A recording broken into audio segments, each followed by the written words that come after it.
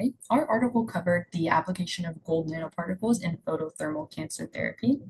So the type of nanoparticles used is gold nanoparticles, which come in a variety of shapes and sizes, including nanospheres, nanocubes, nanorods, nanostars, nanobranches, nanobipyramids, and nanorings.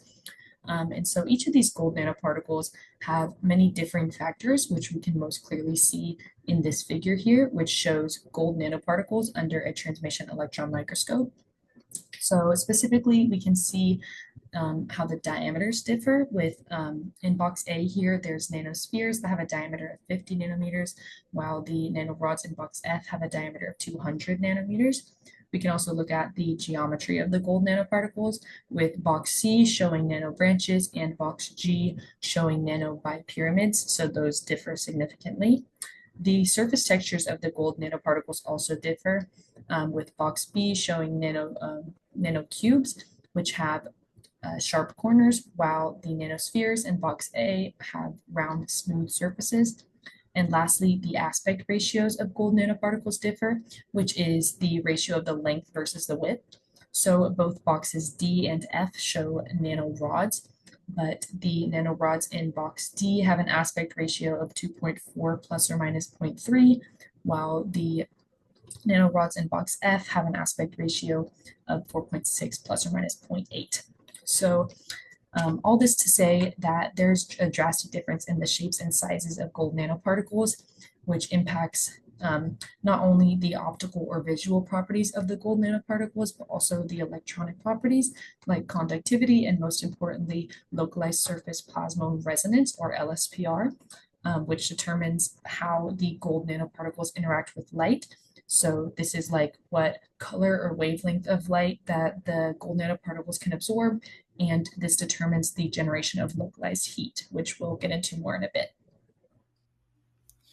Gold has been used in medicine for centuries. An important aspect of its applications includes gold nanoparticles or the manufacturing of gold on the nanoscale.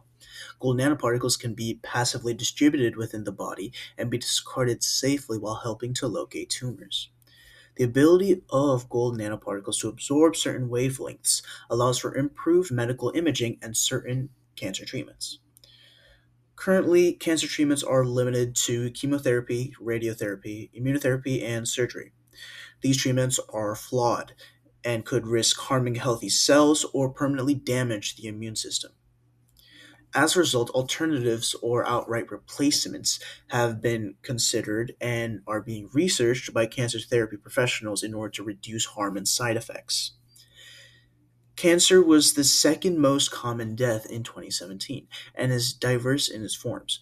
Because of this, it's becoming more and more pressing for researchers to find effective cancer therapy and treatments.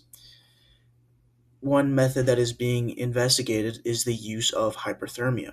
Studies were done in which hyperthermia was applied to cancer's tumor growth, which slowed and sometimes outright halted the growth rate.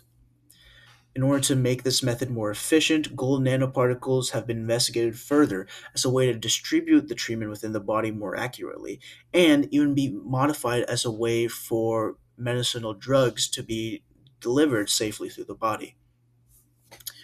Within the figure, we have images of gold nanostars that were formed with different shapes.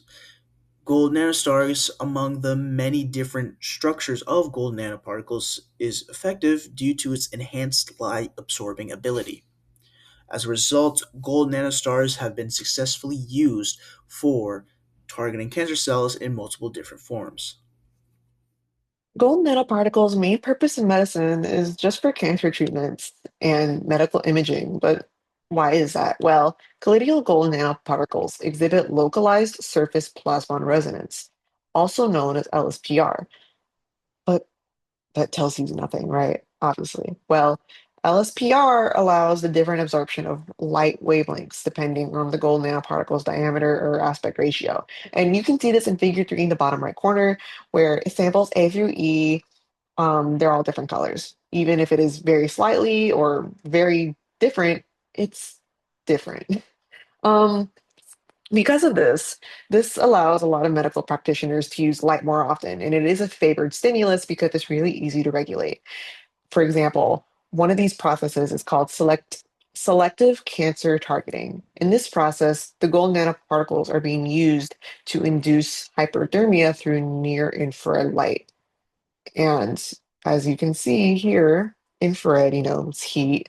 So because of this, the gold nanoparticles thermal properties are being used. And we can see this in other properties too, where gold nanoparticles allow light to access deeper tumors and also allow deeper penetration to deliver certain controlled drugs into the body.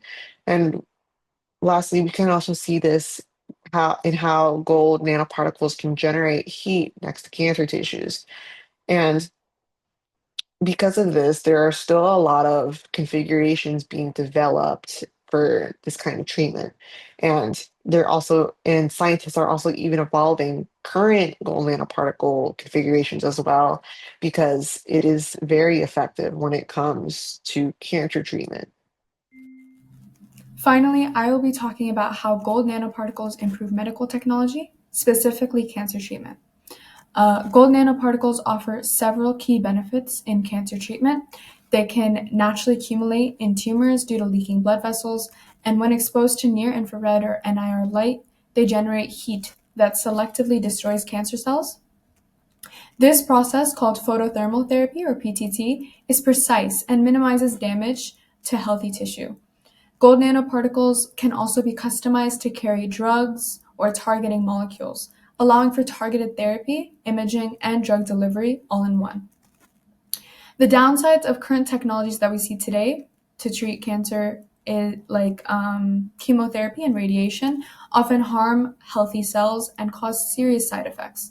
Traditional hyperthermia treatments are less targeted and can affect surrounding tissues, leading to complications. Other nanoparticles, like iron oxide or carbon nanotubes, should they be in use, may pose safety risks due to poor biocompatibility or unclear long-term effects. Using gold nanoparticles improves treatment by offering a safer, more targeted, and energy-efficient approach. Their activation by NIR light allows for non-invasive procedures with deep tissue reach. They're also biocompatible, reducing health risks, and their multifunctionality can make treatments more cost-effective and environmentally friendly. This was the article that we used for our research. And thank you so much for listening to our presentation. And just a quote on the article that we read.